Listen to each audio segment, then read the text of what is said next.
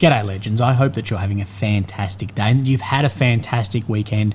I know it's a Sunday, you're back to work tomorrow. Of course, as always, we have a lot to speak about. So of course, we're going to look at the maps. We need to look at a few things I've been sent across regarding North Korean troops, as well as advantages and disadvantages in Kursk. But when we're assessing the situation in Ukraine, we need to just keep in the back of our minds too, that today is the first day of winter in Ukraine. And we're going to see over the coming days, coming weeks, how this then affects the front line. Will Russian gains increase? Will destruction increase? Will those both decrease? Well, again, time will tell, and there's a good argument to be made actually both ways. Of course, today, one thing we do have to talk about is Syria, and how will what is occurring in Syria affect then the war in Ukraine. Now, as of the time of filming, Syria's second biggest city, Aleppo, has fallen under control of the, quote, rebel forces, many of whom are NATO trained, equipped, and backed by Turkish Air Force strikes as well. As the Syrian pro-Assad forces have crumbled in many areas with relatively little resistance. What we do see is that Russian aircraft continue to strike these forces in Idlib and now Aleppo. So when speaking of the Russians, we need to say as well that the commander of the Russian forces in Syria, General Sergei Kissel, it's being reported that he has been fired and replaced. One thing I will say about this war, what's happening in Syria, the civil war ongoing now for years and years, it is insanely complex and insanely dynamic. And it's very interesting and concerning to me to see all these pages, these bloggers, the media, individuals, all of this. After over a year of reporting about Islamic extremists in the H guys, whoever, and now cheering on groups who are donning ISIS patches, flying IS flags, and for years have been absolutely using extreme brutality as a method of war, and now cheering that on. On the reverse side of this, you have many cheering on an oppressive, authoritarian regime of which there is no lack of evidence for war crimes, ranging from torture, the targeting of civilians, and the use of chemical weapons. And we're not talking chlorpyrifos, what's used in the K-51, although that is an outlawed substance, but we're talking sarin and chlorine. If you're looking for a good guy in this fight, not just one who lines up with fighting your enemy, you may struggle to find it. Of course, that all depends on your perspective. In this, what I will say is the enemy of your enemy may not be your friend. But I wanted to talk about, because this video is ultimately about Ukraine-Russia war, how will this affect Ukraine? Positive, negative, we'll make a case both ways. If Assad was to fall, it would definitely reduce Russia's global influence in some sectors. But hold on to that for a minute. As far as direct effects quickly on the front line, I think it will be very minor. And this is just due to the massive lack of high-end air defense in Syria against Russian bombers, that these bombers, these fighter aircraft, can work with greater freedom than in and around Ukraine. Of course, there's still a threat of Manpad and other aircraft in the air, but it is much less. That means that Russia can drop a lot of more dumb bombs and less advanced, more expensive bombs that we won't see so much effect, I don't believe, on these aviation bombs dropped in Ukraine. One thing we may see, though, is a reduction in aircraft available for sorties in Ukraine due to the movement in Syria. Will it be noticeable? I'm really not sure. But let's talk on that Russian aviation working. In 2015, a Turkish F-16 did shoot down a Russian Su-24, claiming that the Russian aircraft did violate Turkish airspace. Turkey and Russia have established since this incident deconfliction mechanisms to avoid accidental clashes, and this includes then communication channels and agreements on zones of operation. And NATO's collective defence obligations, they do not cover Turkish operations in Syria unless an attack explicitly targets Turkish territory. So the Article 5, everything about NATO for Turkey is only if there's an attack against Turkey. It does not cover Turkish operations in Syria. Although, this is one of these things. It's like if you are part of something and you do something, you are represented there. Turkish, although they may not be covered by this, many around the world see this as a NATO operation due to Turkey's NATO membership. But, like we said, there is this obligation and there is communication set up and deconfliction mechanisms to stop escalation between Russia and Turkey. This can limit both Russia and Turkey's freedom of air movement across Syria. We did speak that NATO's collective defence only applies to Turkey, not Turkish operations. So this does limit Turkey's ability to rely on NATO support if there was further confrontation with Russia. But I will say that is unlikely. So these are things that could benefit Ukraine in a way, a type of resources, both aircraft and troops. But on the other side of this, on the flip side of this, it may not be all sunshine and rainbows. If the Assad regime completely collapses, Russia may be able to divert all resources away from Syria to Ukraine. Of course, there are some naval things that are in the air, but there's no naval war going on in Ukraine. Those planes, those soldiers, those advisors, we could see that move if that regime completely collapses. So they're all very interesting aspects, and as we go further, we will see how the situation in Syria is going to affect Ukraine as we further spiral into more conflicts around the world. But I also want to talk about Georgia here. As we know, there are huge protests going on across Georgia. The Georgia president will not step down until illegitimate elections have been rerun. So Georgia's pro-Western, pro-joining EU President Salome, I won't try and pronounce her last name, told AFP in exclusive interview on Saturday she will not step down until last month's contested parliamentary elections are rerun. So many are pointing at this is a type of coup. Georgia has been rocked by turmoil since the ruling Georgian Dream Party declared victory on October 26th in parliamentary elections that pro-EU opposition parties have decried as falsified. They're boycotting the new parliament and sought to annul the election results through the country's constitutional court. Now, I can't speak on whether these elections were illegitimate or not, but these protests are huge. They are ongoing, and it does feel like we are slipping back into some sort of Cold War politics where there is influence from the Kremlin, there's influence from the West on these countries, and how much influence was there both ways, it's very difficult to tell. Are the elections illegitimate? Well, that is hard to tell as well. And this will be something that definitely rocks the nation. And of course, Russia doesn't want to lose influence there. Then EU, NATO, they want to increase their influence. So we will see. But this goes back into this idea, this hybrid warfare, this Cold War Mark II that I've spoken about a lot recently, of backing opposing sides. So we see this in Syria, that Syria can be really put as a proxy for other major players. We can see this also in Ukraine, that Ukraine, and Boris Johnson spoke about this as well, using the term proxy war, that Ukraine is being supported to fight Russia.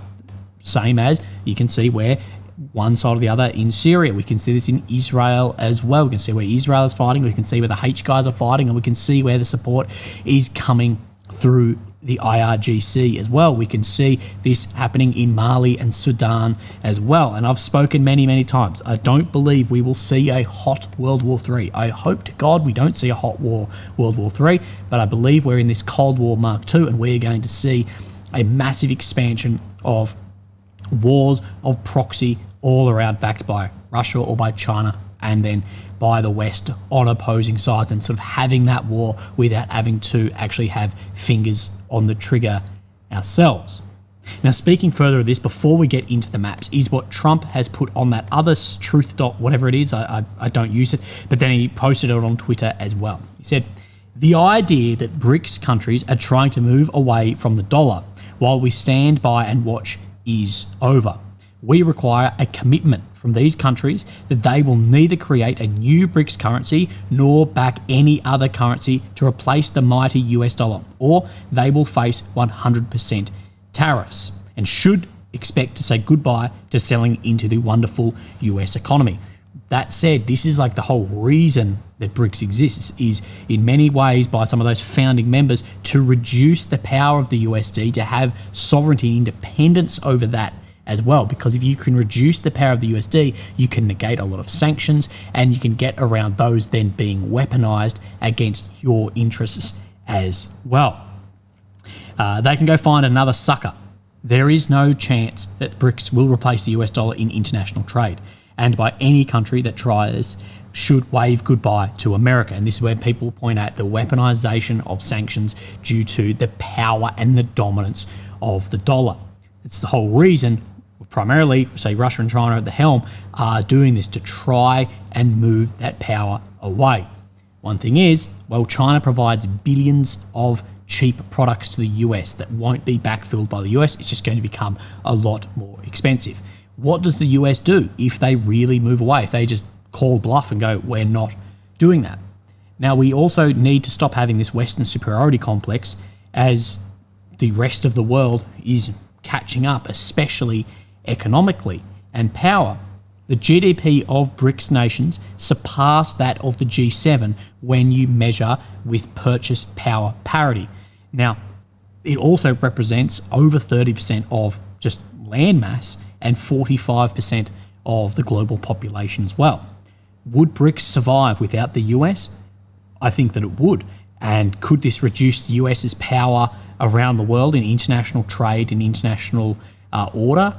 It absolutely could too. So it will be interesting to see how that has effect down the line. So of course we're going to look at the maps and talk about a couple of more tactical or strategic things as well. So here's Ukraine in the center, the capital of Kyiv. The red areas occupied since 22, the purple since 14. And of course we have the red check. These are ground that Russia has made in the past 24 hours. In the past 24 hours, Russia is occupying a further 42 square kilometers. There is a crossing here, a breakthrough that is incredibly concerning and interesting. We'll look at that in 1 second. But, of course, it is the 1st of December. I can't believe I'm fucking saying that. I can't believe it's the 1st of December. But we can see a huge increase in land between October and November. Of course, what we have said is the concerning thing isn't that there's gains grinding forward. It's not a great thing, but it's not a massive crisis. The crisis becomes when you look that this is a polynomial advancement.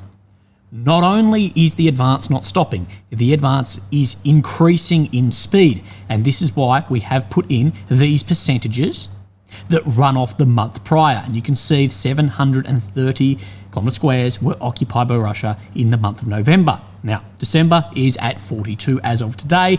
It'll be interesting to see if this ramps up. Now, myself, History Legends, we have different opinions on this. I think we'll see it slow down, and I believe we'll see then Russia focus on their aviation, which won't be as affected by the winter months, to try and soften up further defensive works, where he thinks we'll continue seeing it speed up, citing historical sources as well as how this has worked before. So I guess we will see. Happy to be wrong one way or the other, but that offensive is not slowing down. And what we do know is that more defensive lines are being built around Zaporizhia as well. So firstly, let's look at this breakthrough up here, because this is not anywhere where I expect. So this is Kupiansk down in here, the Peshani front you'll be familiar with.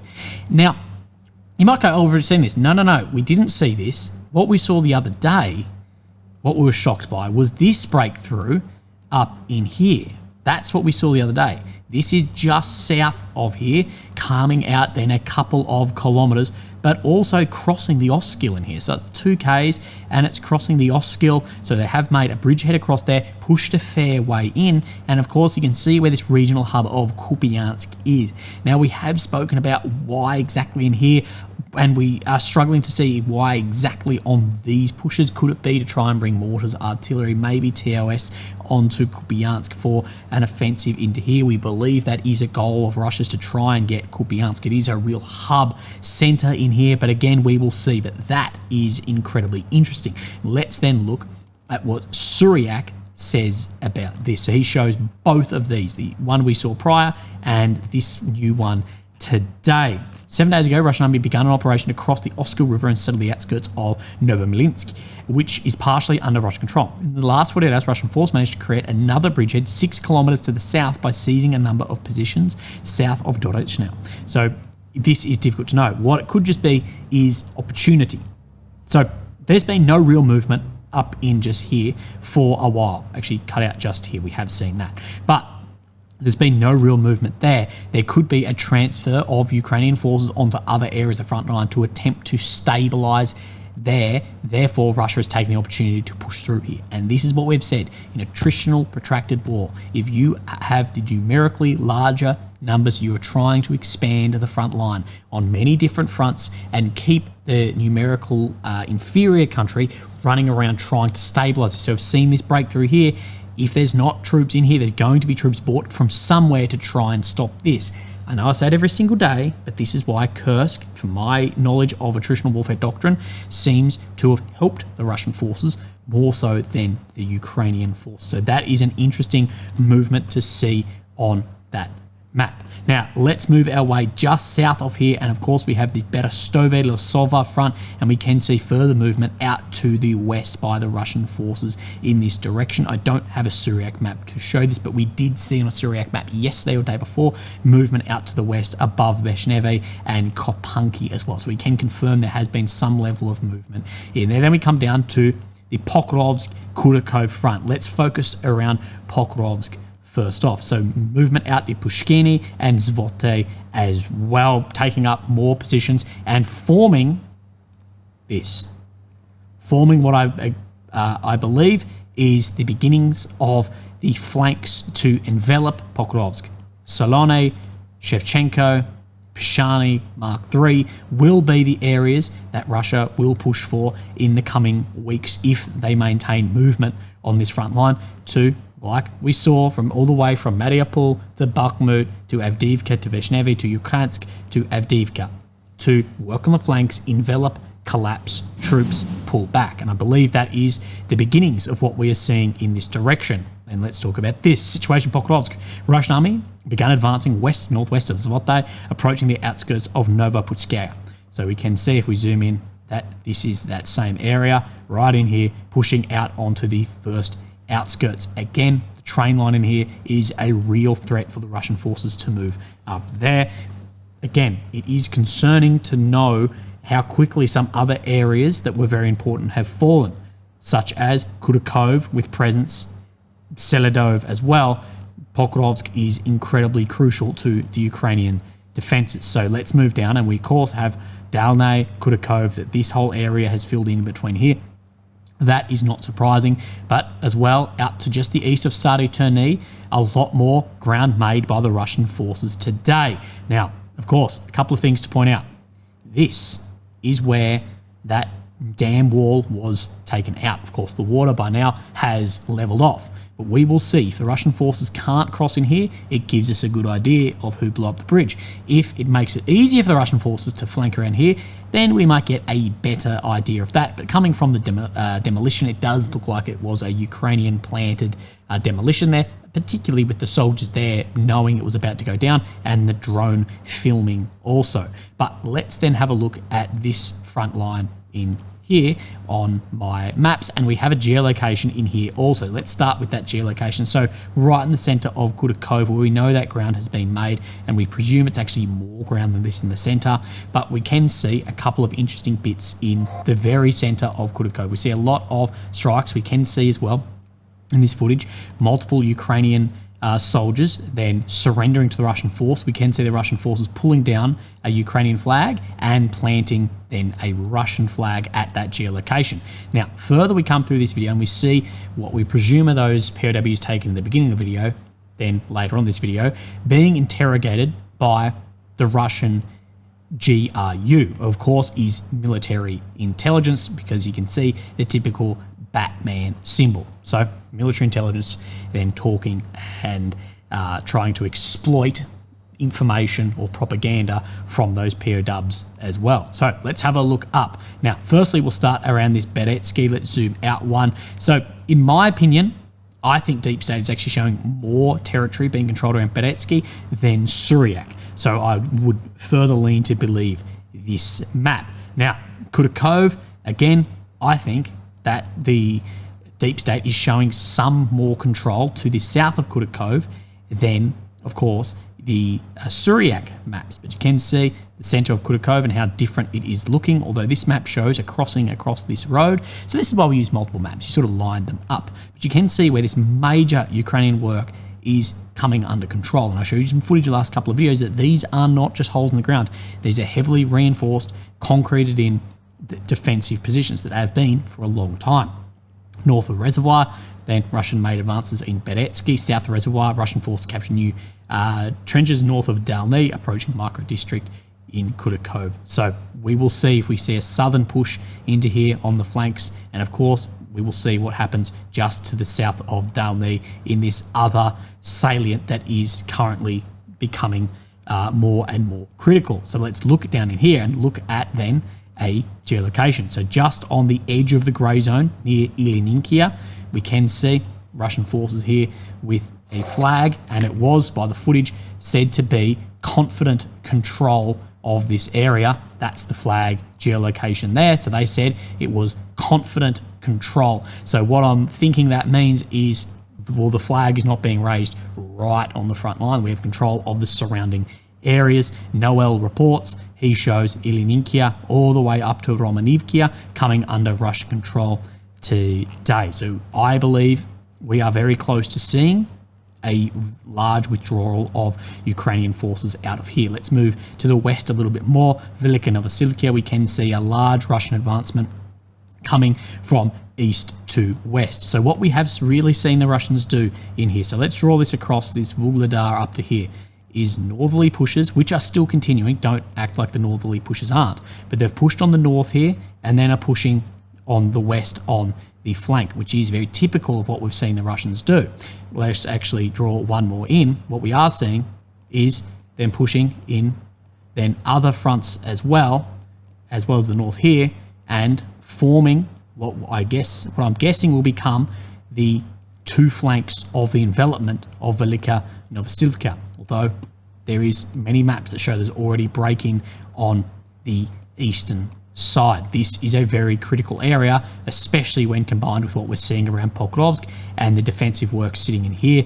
Again, Syriac map showing remarkably similar today across these, although showing right onto this sort of ring road area and a crossing in. So again, we will wait and see what exactly happens on this front line over the coming months. Will winter sort of save Ukraine by these large Russian advancements, or will it speed up Russian advances, or will it just increase the destruction on the front line because the borders will move less and Russia can bring more of those? Because, of course, your planes aren't going to be as affected as things like smaller drones or radars that, of course, counter some of these aircraft in the air and counter some of the ISR assets. Will we see destruction of the FABs increase? So we come up into Kursk.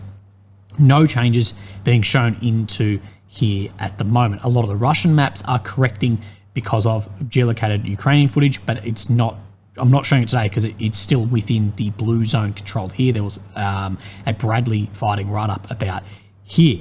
Again, I show footage that shows differently to the maps that we use typically, but this is looking pretty actually bang on, except for maybe around Pokrovsk, but don't worry too much. We'll update it as it comes. But this is, of course, where everyone is saying that there's going to be North Koreans fighting. Now, I have been sent this across to myself.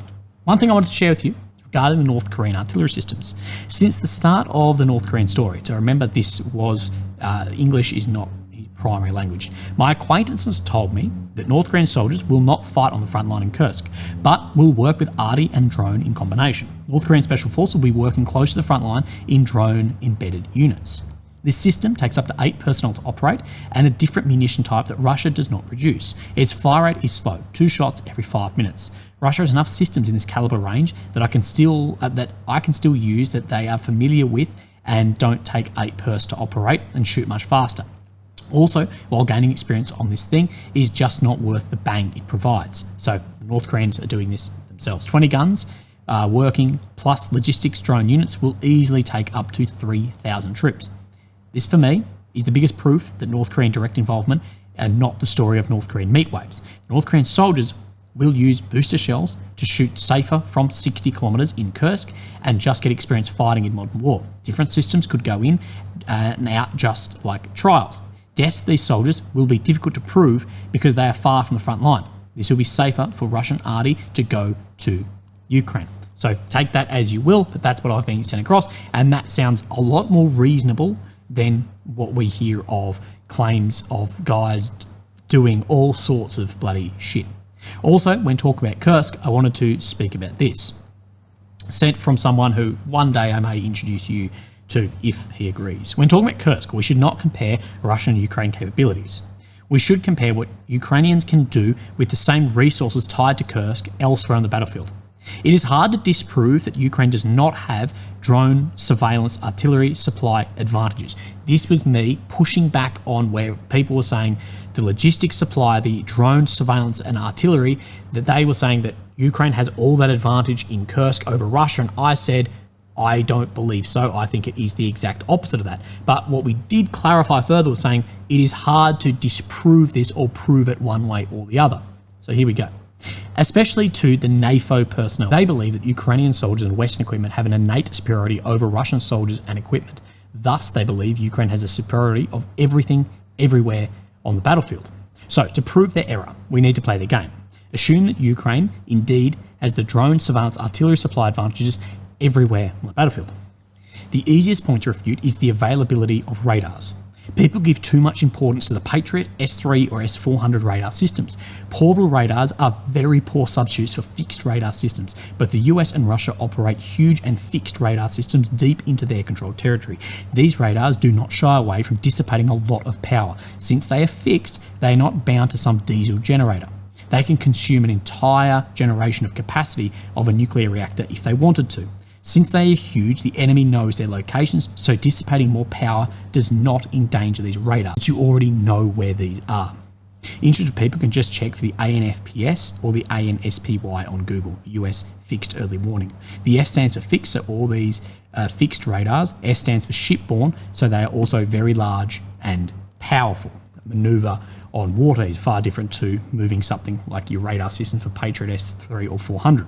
The further you travel into enemy territory, the more danger you put your portable radars. So you try and limit the power they emit. Of course, because you can just see where that power is coming from. This is how SEED and DEED missions work. Or to reduce your power, or then you turn them completely off. This is what I think happened to the Patriot around Dnipro, was that the system wasn't actually on when it was struck. Again, I'm unsure. Meanwhile, you walk into the fixed radars of the enemy. So the further you go in, you're going to then come into those fixed, more powerful systems. On top of that, the enemy can use their portable radars and hide them in already built fortifications with established supply lines and probably with a grid connection for that huge amount of electricity. So the more you move in, the more you are going to be stretched as well, just like we're seeing Russia inside of Ukraine.